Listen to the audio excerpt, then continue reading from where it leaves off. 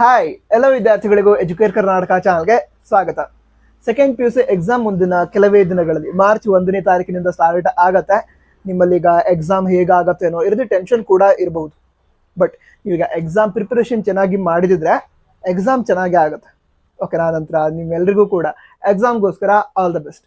ಈ ವಿಡಿಯೋನ ಮಾಡ್ತಾ ಇರೋದು ರಿಪೀಟರ್ಸ್ ಹಾಗೆ ಪ್ರೈವೇಟ್ ಕ್ಯಾಂಡಿಡೇಟ್ಸ್ಗೋಸ್ಕರ. ಅಂದ್ರೆ ಅವರು ಕೆಲವು ಪ್ರಶ್ನೆಗಳನ್ನ ಕೇಳಿದ್ರು, ಕ್ವಶನ್ ಪೇಪರ್ ಬಗ್ಗೆ ಹಾಗೆ ಬ್ಲೂ ಪ್ರಿಂಟ್ ಬಗ್ಗೆ, ಎಕ್ಸಾಮ್ ಪ್ರಿಪ್ರೇಷನ್ ಬಗ್ಗೆ. ಸೊ ಈ ಎಲ್ಲ ಪ್ರಶ್ನೆಗಳಿಗೆ ಈ ವಿಡಿಯೋದಲ್ಲಿ ಉತ್ತರವನ್ನ ಕೊಡ್ತಾ ಇದ್ದೀವಿ. ಮೊದಲಾಗಿ ಕ್ವಶನ್ ಪೇಪರ್ ಹೇಗಿರತ್ತೆ ಸೆಕೆಂಡ್ PUC ಎಕ್ಸಾಮ್ 2025 ಇದನ್ನ ತಿಳ್ಕೊಳ್ಳೋದಾದ್ರೆ, ಈ ವರ್ಷದ ಫ್ರೆಷರ್ಸ್ ಏನಿದ್ದಾರೆ ಅಂದ್ರೆ ಈ ವರ್ಷ ರೆಗ್ಯುಲರ್ ಆಗಿ ಕ್ಲಾಸಸ್ ಅನ್ನ ಅಟೆಂಡ್ ಮಾಡಿ ಇದೇ ವರ್ಷ ಮೊದಲೇ ಬಾರಿಗೆ ಸೆಕೆಂಡ್ PUC ಎಕ್ಸಾಮ್ ಬರಿತಾ ಇರುವಂತಹ ವಿದ್ಯಾರ್ಥಿಗಳಿಗೆ ಯಾವ ಕ್ವಶನ್ ಪೇಪರ್ ಇರುತ್ತೋ ಅದೇ ಕ್ವಶನ್ ಪೇಪರ್ಗೆ ನೀವು ಕೂಡ ಅಂದ್ರೆ ರಿಪೀಟರ್ಸ್ ಹಾಗೆ ಪ್ರೈವೇಟ್ ಕ್ಯಾಂಡಿಡೇಟ್ಸ್ ಆನ್ಸರ್ ಬರೀಬೇಕು. ಸೆಪರೇಟ್ ಕ್ವಶನ್ ಪೇಪರ್ ಇರಲ್ಲ. ಫ್ರೆಷರ್ಸ್, ರಿಪೀಟರ್ಸ್ ಹಾಗೆ ಪ್ರೈವೇಟ್ ಕ್ಯಾಂಡಿಡೇಟ್ಸ್ ಎಲ್ರಿಗೂ ಕೂಡ ಒಂದೇ ಕ್ವಶನ್ ಪೇಪರ್ ಇರುತ್ತೆ. ಓಕೆನಾ? ಈ ಒಂದು ಎಕ್ಸಾಂಪಲ್ ಒಂದು ಹೇಳೋದಾದ್ರೆ, ಫ್ರೆಷರ್ಸ್ ಏನಿದ್ದಾರೆ ಅವರು ಇಂಗ್ಲಿಷ್ ಸಬ್ಜೆಕ್ಟ್ನ ಎಕ್ಸಾಮ್ನ ಅಟೆಂಡ್ ಮಾಡ್ತಾರೆ. ಅವರು ಇಂಗ್ಲಿಷ್ನ ಯಾವ ಕ್ವಶನ್ ಪೇಪರ್ಗೆ ಆನ್ಸರ್ ಮಾಡ್ತಾರೋ ಅದೇ ಕ್ವಶನ್ ಪೇಪರ್ಗೆ ಪ್ರೈವೇಟ್ ಕ್ಯಾಂಡಿಡೇಟ್ಸ್ ಹಾಗೆ ರಿಪೀಟರ್ಸ್ ಎಲ್ಲರೂ ಕೂಡ ಆನ್ಸರ್ ಮಾಡಬೇಕು. ಕ್ಲಿಯರ್ ಆಯ್ತು? ಹಾಗಿದ್ರೆ ಈ ವರ್ಷ ಎಕ್ಸಾಮ್ ಏನಿದೆ ಅದರ ಪ್ರಿಪ್ರೇಷನ್ಗೆ ವಿದ್ಯಾರ್ಥಿಗಳ ಸಹಾಯ ಆಗಲಿ ಅಂತ ಕ್ವಶನ್ ಬ್ಯಾಂಕ್ ಅನ್ನ KSEAB ದವರು ರಿಲೀಸ್ ಮಾಡಿದ್ರು. ಅದನ್ನ ನೀವು ಕೂಡ ಡೌನ್ಲೋಡ್ ಮಾಡಿಕೊಂಡು ಅದರ ಯೂಸ್ ಅನ್ನ ಪಡೆದುಕೊಳ್ಬಹುದು. ಹಾಗೆ ಈ ವರ್ಷಕ್ಕೆ ಸಂಬಂಧಿಸಿದಂತೆ KSEAB ದವರು 3 ಬ್ಲೂ ಪ್ರಿಂಟ್ ಹಾಗೆ 3 ಮಾಡೆಲ್ ಪೇಪರ್ನ ರಿಲೀಸ್ ಮಾಡಿದ್ದಾರೆ. ಸೊ ಅದನ್ನು ಕೂಡ ಡೌನ್ಲೋಡ್ ಮಾಡಿಕೊಂಡು ನೀವು ಅದನ್ನು ಕೂಡ ಈ ಎಕ್ಸಾಮ್ ಪ್ರಿಪ್ರೇಷನ್ಗೆ ಯೂಸ್ ಮಾಡ್ಕೋಬಹುದು.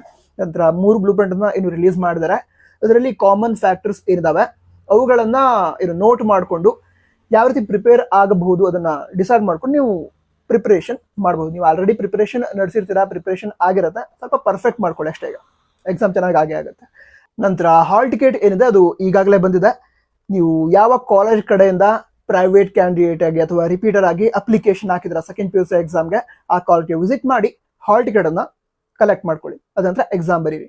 ನಂತರ ಈಗ ಮತ್ತೆ ಕೆಲವು ವಿಷಯವನ್ನ ತಿಳಿದುಕೊಳ್ತಾ ಹೋಗೋದಾದ್ರೆ, ಪಾಸಿಂಗ್ ಮಾರ್ಕ್ಸ್ ಬಗ್ಗೆ ತಿಳ್ಕೊಳ್ಳೋದಾದ್ರೆ, ಈಗ ಯಾವ ವಿದ್ಯಾರ್ಥಿಗಳು ಹಿಂದಿನ ವರ್ಷ ರೆಗ್ಯುಲರ್ ಕ್ಯಾಂಡಿಡೇಟ್ ಆಗಿ ಎಕ್ಸಾಮ್ ಬರ್ದಿದೆ, 1-2 ವಿಷಯ ಫೇಲ್ ಆಗಿದಿದೆ ಅಂತ ವಿದ್ಯಾರ್ಥಿಗಳಿಗೆ ಹಿಂದಿನ ವರ್ಷ ಏನು ಇಂಟರ್ನಲ್ ಮಾರ್ಕ್ಸ್ ಅನ್ನ ಪಡೆದುಕೊಂಡಿದ್ರಿ ಅದನ್ನ ಕನ್ಸಿಡರ್ ಮಾಡ್ತಾರೆ.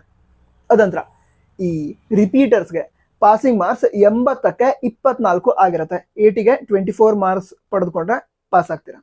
ಬಟ್ ಪ್ರೈವೇಟ್ ಕ್ಯಾಂಡಿಡೇಟ್ಸ್ ಏನಿದ್ದಾರೆ ಅವರು 80 ಮಾರ್ಕ್ಸ್ನ ಎಕ್ಸಾಮ್ ಏನಿದೆ ಅದರಲ್ಲಿ 28 ಮಾರ್ಕ್ಸ್ ಅನ್ನ ಪಡ್ಕೊಳ್ಬೇಕು. ಯಾರು?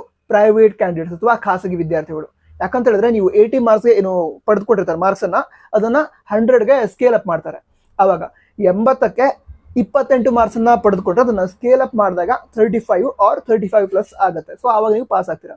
ಸೊ ಪ್ರೈವೇಟ್ ಕ್ಯಾಂಡಿಡೇಟ್ಸ್ಗೆ ಪಾಸಿಂಗ್ ಮಾರ್ಕ್ಸ್ 28 ಹಾಗೆ ರಿಪೀಟರ್ಸ್ಗೆ ಪಾಸಿಂಗ್ ಮಾರ್ಕ್ಸ್ 24 ಆಗಿರುತ್ತೆ. ನಂತರ 24 ಮಾರ್ಕ್ಸ್ ಬಿದ್ದ ಕೂಡಲೇ ಪಾಸ್ ಅಂತ ಆಗಲ್ಲ. ಈಗ ಇಂಟರ್ನಲ್ ಮಾರ್ಕ್ಸ್ ಅಂತ ಏನು ಹೇಳಿದ್ರೆ ನಿಮ್ಗೆ ಹಿಂದಿನ ವರ್ಷ ಪಡೆದುಕೊಂಡಂತಹ ಇಂಟರ್ನಲ್ ಮಾರ್ಕ್ಸ್ ಅದನ್ನ ಈಗ ಕನ್ಸಿಡರ್ ಮಾಡ್ತಾರೆ.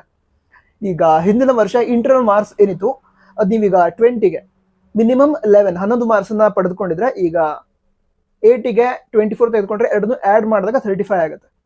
ಸೊ ಯಾವುದೋ ವಿದ್ಯಾರ್ಥಿಗಳು ಇಂಟರ್ನಲ್ ಮಾರ್ಕ್ಸ್ ಚೆನ್ನಾಗಿ ಪಡೆದುಕೊಂಡಿಲ್ಲ, ಆ ಟೈಮಲ್ಲಿ ಈ ಎಕ್ಸಾಮ್ ಏನಿದೆ ಯಾವುದು 80 ಮಾರ್ಕ್ಸ್ನ ಎಕ್ಸಾಮ್ ಇದನ್ನೇ ತುಂಬಾ ಚೆನ್ನಾಗಿ ಮಾಡಿದ್ರೆ ಪಾಸ್ ಆಗ್ತೀರಾ. ಸೊ ನೀವು ಕೂಡ ಈ ವರ್ಷ ಪಾಸ್ ಆಗಿ ಮುಂದಿನ ಕೋರ್ಸನ್ನು ಜಾಯ್ನ್ ಆಗಿ ನಿಮಗೆ ಇಷ್ಟ ಇರುವಂತಹ ಜಾಬ್ ಆಗಲಿ ಅಥವಾ ನೀವು ಮಾಡಬೇಕಂತಿರುವಂತಹ ಕೋರ್ಸ್ಗೆ ನಿಮಗೆ ಅಡ್ಮಿಷನ್ ಸಿಗಲಿ. All the best. ಜೈ ಹಿಂದ್. ವಂದೇ ಮಾತರಂ.